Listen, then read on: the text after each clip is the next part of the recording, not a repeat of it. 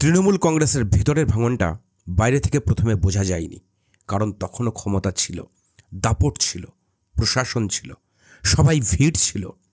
কিন্তু ভিতরে ভিতরে দলের চরিত্র বদলাতে শুরু করেছিল, আর সেই বদলে সবচেয়ে বড় মুখ অভিষেক বন্দ্যোপাধ্যায় ছিল।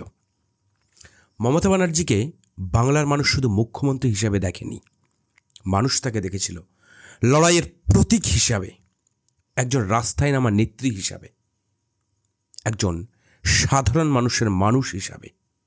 এই আবেগটাই ছিল তৃণমূল কংগ্রেসের আসল শক্তি।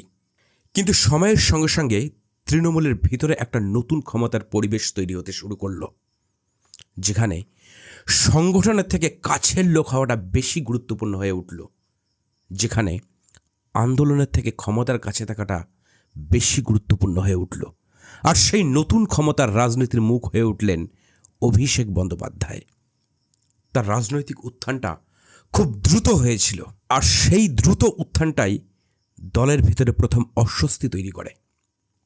কারণ রাজনীতির মাঠে কর্মীরা সবসময় একটা বিষয় দেখে, এই মানুষটা কতটা কষ্ট করে এখানে পৌঁছেছে। সেখান থেকেই নীরব দূরত্ব শুরু হয়। দলের বহু পুরনো কর্মী এবং নেতারা ধীরে ধীরে অনুভব করতে শুরু করেছিলেন তৃণমূল আর আগের সেই আন্দোলনের দল নেই।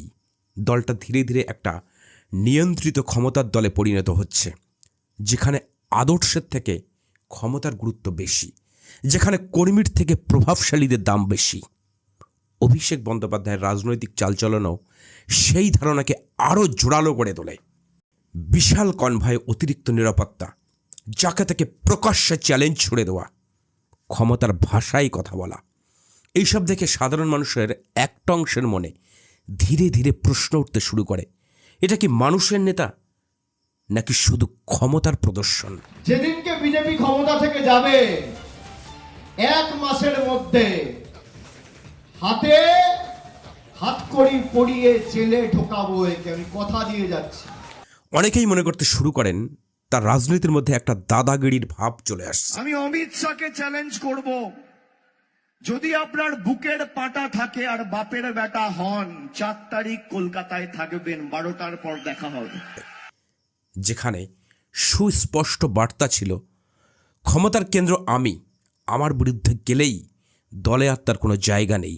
আর বাংলার মানুষ এই ধরনের ক্ষমতার দম্ভ বেশি দিন পছন্দ করেন না।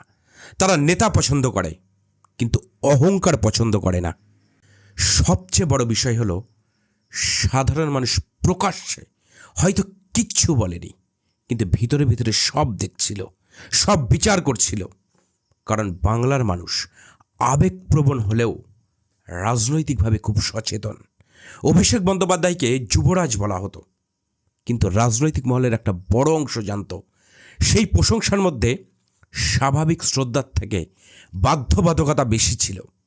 কারণ ক্ষমতার খুব কাছাকাছি গেলে সবাই সত্যি কথা বলে না, অনেকে ভয়ে চুপ থাকে, আবার অনেকে ভবিষ্যতের লাভের আশায় প্রশংসা করে।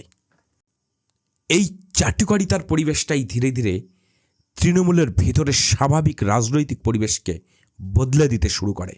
যে দল একসময় আন্দোলনের প্রতীক ছিল, সেই দলের ভিতরে ধীরে ধীরে দলে দলে ভাগ হওয়া, লবি আর উপরের নির্দেশে চলার প্রবণতা বাড়তে থাকে। আর সেখান থেকেই শুরু হয় আবেগের দূরত্ব। সবচেয়ে ভয়ঙ্কর বিষয় হলো, রাজনৈতিক দল বাইরে থেকে প্রথমে ভাঙে না, ভাঙন শুরু হয় ভিতরের বিশ্বাস থেকে। যখন কর্মীরা মনে করতে শুরু করে এই দলটা আর আমাদের নেই, যখন মানুষ অনুভব করতে শুরু করে এই রাজনীতিতে আর আগের সেই মাটির গন্ধ নেই, তখনই পতনের শুরু হয়ে যায়। বাইরে তখনও সবাই ভিড় থাকে, স্লোগান থাকে, পোস্টার থাকে, সোশ্যাল মিডিয়ার প্রচার থাকে, কিন্তু ভিতরে ভিতরে সংগঠনের শক্তি দুর্বল হয়ে পড়তে থাকে।